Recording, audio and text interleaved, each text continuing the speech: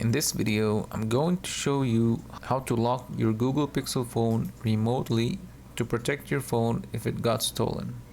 First, go to Settings, and then type in the search Remote Lock, and then click on this option, Remote Lock Google Play Services.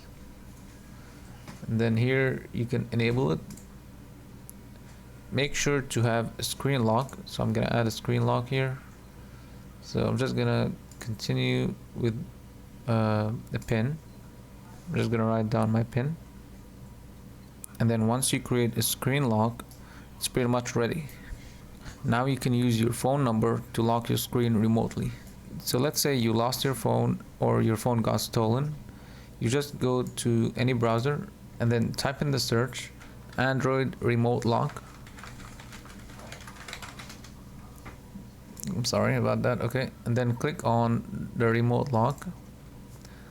Then over here you have to enter your phone number and then click lock device.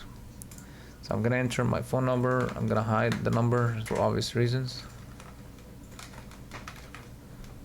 And then using your phone number, just click lock device, and this will lock your phone.